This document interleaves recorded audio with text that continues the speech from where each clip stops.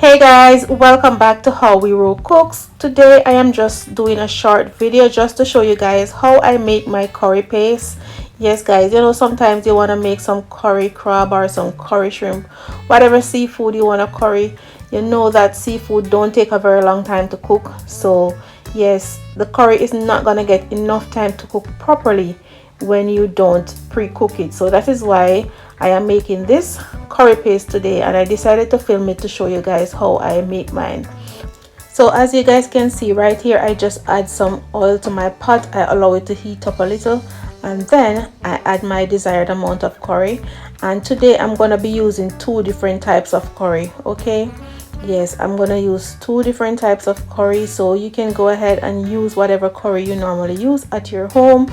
I'm just gonna allow this to cook for at least 30 minutes, guys. I'm gonna make sure that this curry is properly cooked so that when I add it to my seafood, it is nice and smooth and rich. Yes, so the next step is, after I add my desired amount of curry, I am going to add some grated garlic. Yes, nothing tastes good in curry like garlic.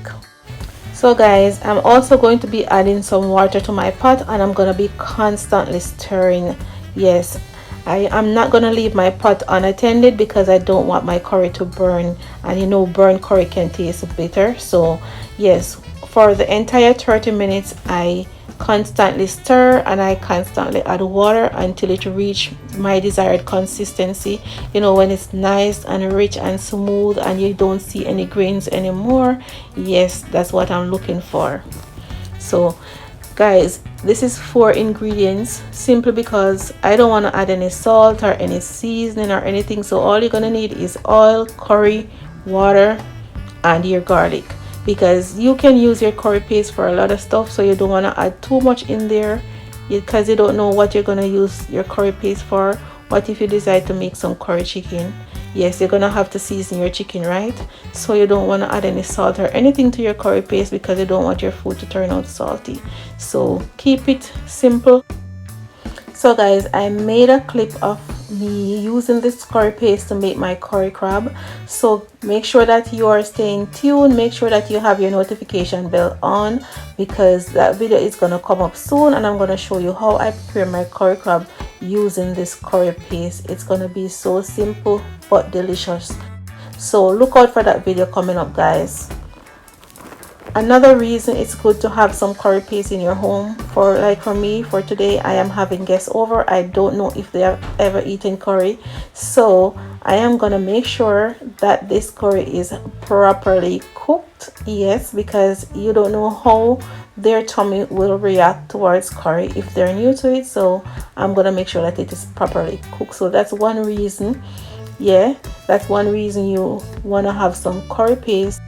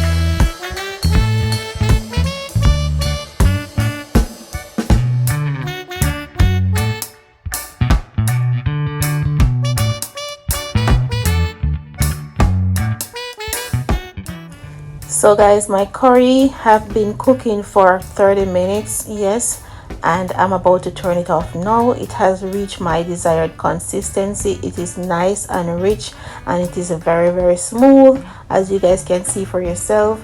Don't forget to look out for that video coming up next when I use this curry paste to make my curry crabs. Yes, look out for that video. It's gonna be a short clip as well, but guys, you wanna be there for it. All right, you wanna be there for it, so make sure that you stay tuned. All right, don't forget to give this video a thumbs up and make sure that you share it on your social media. Share it so that someone else can benefit from it as well. Look at that, guys. It is so nice, so thick, so rich. Oh my god. Thank you so much for watching, guys. Don't forget to give this video a thumbs up. Bye.